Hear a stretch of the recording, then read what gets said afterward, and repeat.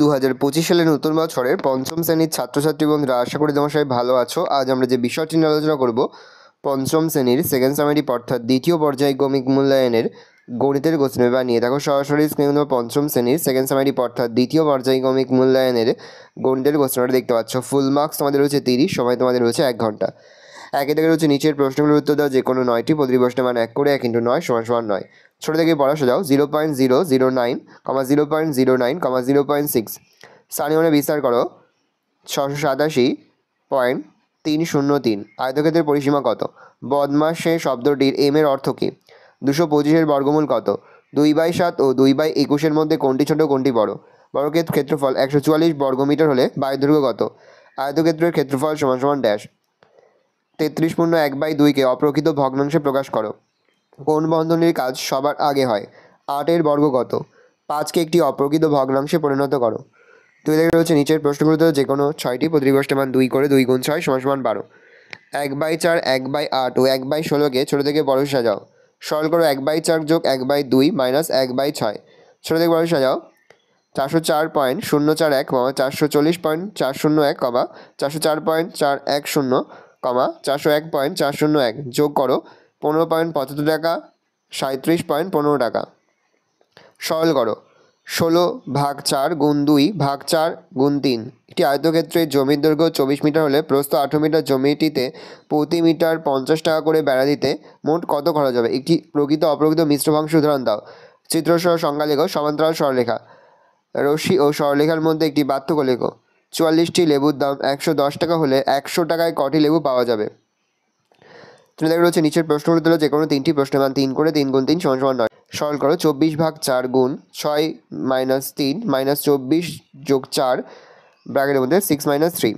সরল করো 720 থার্ড ব্র্যাকেটের মধ্যে 36 - second bracket 90 + 70 + 14 bracket close -64 first bracket second bracket close into 14।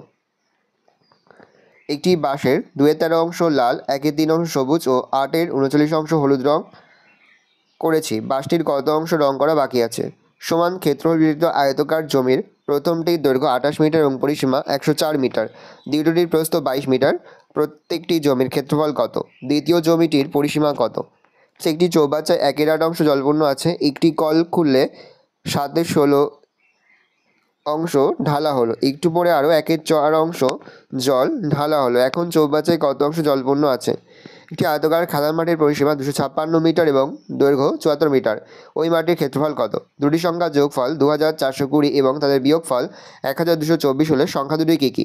স্কেলের সাথে 6.7 সেন্টিমিটার দৈর্ঘ্যের রেখাংশ অঙ্কন করো এবং রেখাংশটির নাম দাও। এবার তোমরা সম্পূর্ণ প্রশ্নপত্রের সমাধানটা দেখে নাও। আমি আস্তে আস্তে স্ক্রল ডাউন করছি, তোমরা অঙ্কের সমাধানগুলো দেখে নাও। কোনো অঙ্ক করতে বা বুঝতে যদি কোনো রকম অসুবিধা হয় তাহলে কিন্তু নির্দ্বিধায় কমেন্ট সেকশনে কমেন্ট করে জানাতে একদমই ভুলবে না। আমরা কিন্তু একটা লং ভিডিও আকারে কিন্তু এই প্রশ্নপত্রের বিস্তারিত সমাধান কিন্তু আলোচনা করে দিয়েছি। তোমরা যদি এখনও পর্যন্ত সেই ভিডিওটি না দেখে থাকো, ভিডিওটি কিন্তু তাড়াতাড়ি দেখে নাও।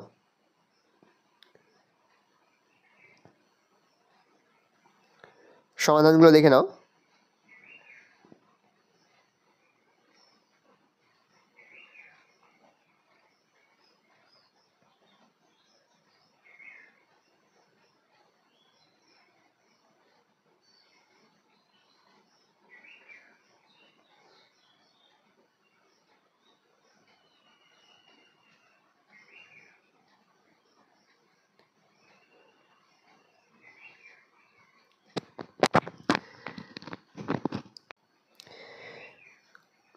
এই রয়েছে টোটাল তোমাদের সেকেন্ড সামেটিভ অর্থাৎ দ্বিতীয় পর্যায়ক্রমিক মূল্যায়নের পঞ্চম শ্রেণীর গণিতের কোশ্চেন পেপার। ভালো করে কোশ্চেনটা দেখে নাও।